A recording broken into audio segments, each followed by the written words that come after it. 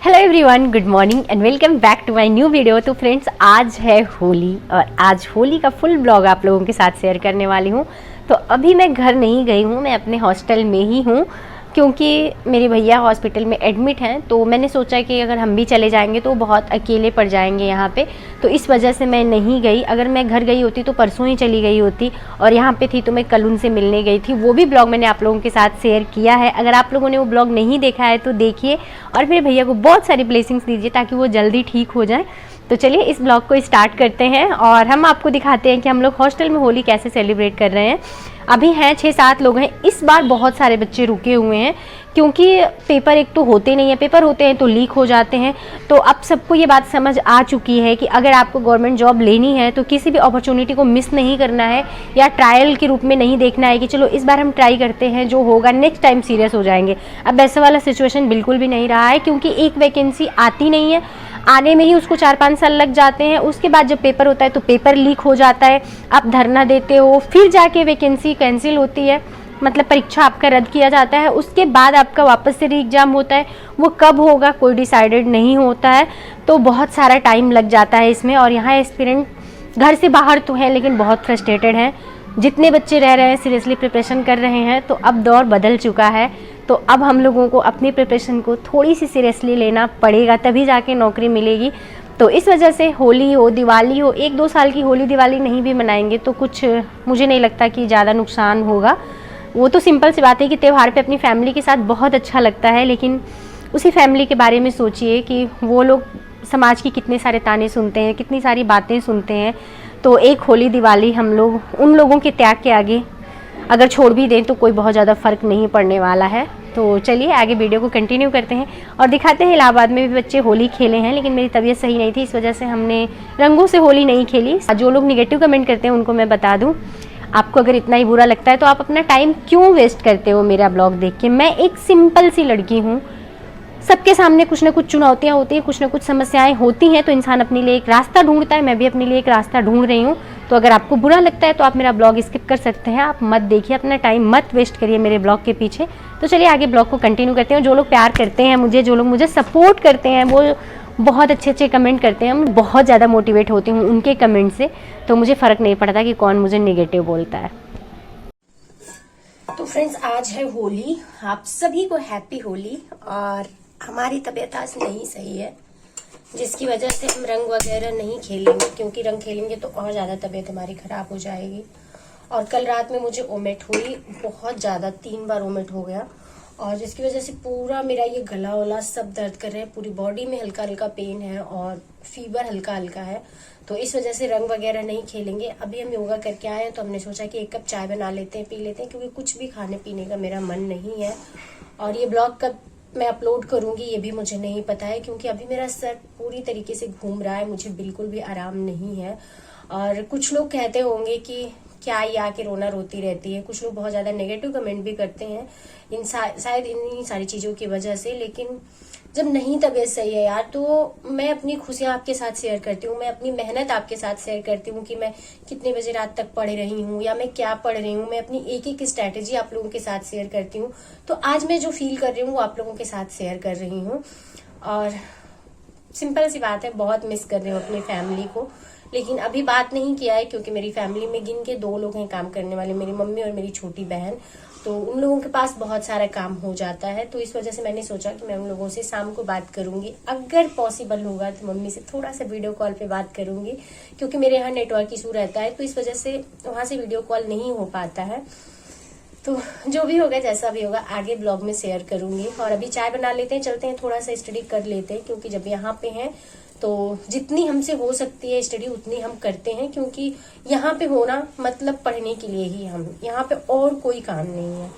तो चाय कब बना लेते हैं, फिर मिलते हैं आप लोगों से।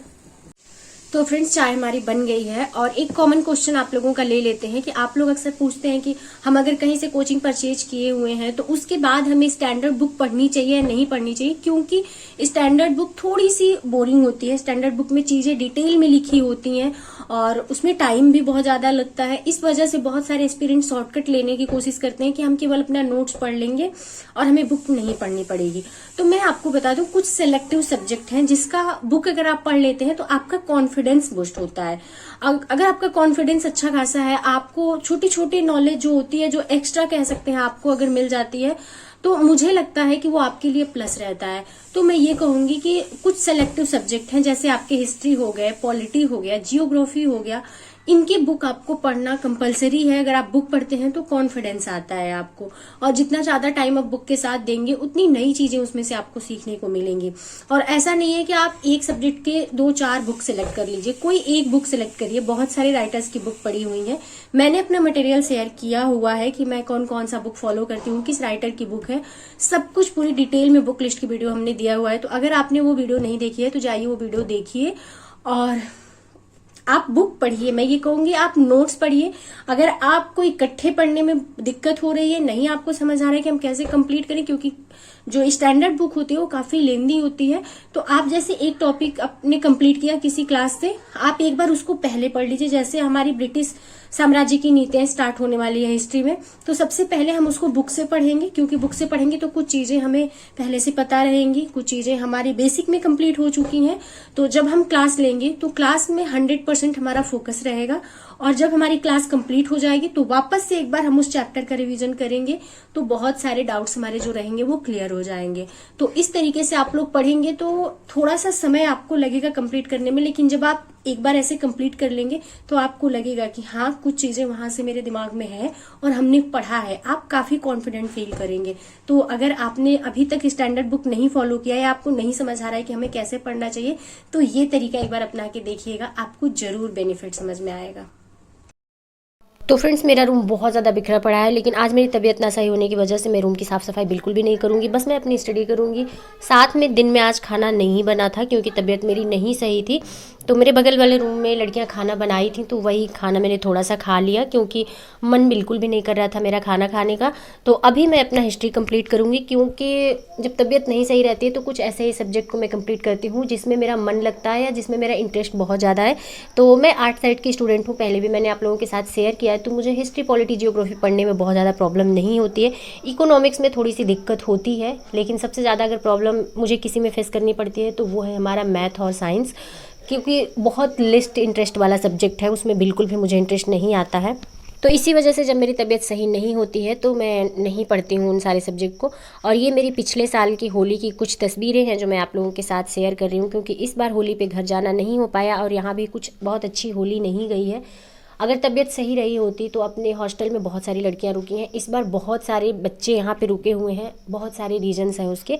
तो होली हम लोग साथ में मिलकर सेलिब्रेट किए होते, लेकिन तबीयत हमारी नहीं सही थी तो इस वजह से मैं इन्वॉल्व नहीं हुई। थोड़ी सी गुलाल से होली मैंने खेली, जो कि मेरा तुरंत सर पकड़ लिया, तो मैंने उसको धुल लिया, क्योंकि तबीयत यहाँ पे ख़राब होती है तो बहुत ज़्यादा प्रॉब्लम होती है, कोई साथ में रहता नहीं है, अकेले सब कुछ सर्वाइव करना बहुत मुश्किल हो जाता है। तो अभी मैंने अपना जो मराठा साम्राज्य कंप्लीट किया है वहाँ तक, और पंजाब राज्य साम्राज्य जो कंप्लीट किया है वहाँ तक के जितने भी हमारे हिस्ट्री हैं स्पेक्ट्रम से, वो मैं कंप्लीट कर लूँगी, क्योंकि आगे से हमारा नया चैप्टर शुरू होगा, वो होगी ब्रिटिश राज्य की नीतियाँ। तो मैं सब्जेक्ट वाइज पढ़ती जाऊँगी और उसके नोट्स भी बनाती जाऊँगी, क्योंकि बुक पढ़ना मुझे लगता है पर्सनली कि बहुत ज़्यादा इंपॉर्टेंट है। तो मैं बुक को भी बिल्कुल साइड में नहीं रखूँगी। मैं चाहूँ तो एक दिन में 3 से 4 क्लासेज लेके जल्दी से जल्दी अपने सारे लेक्चर कंप्लीट कर लूँगी, लेकिन वो मुझे सही तरीका नहीं लगता है।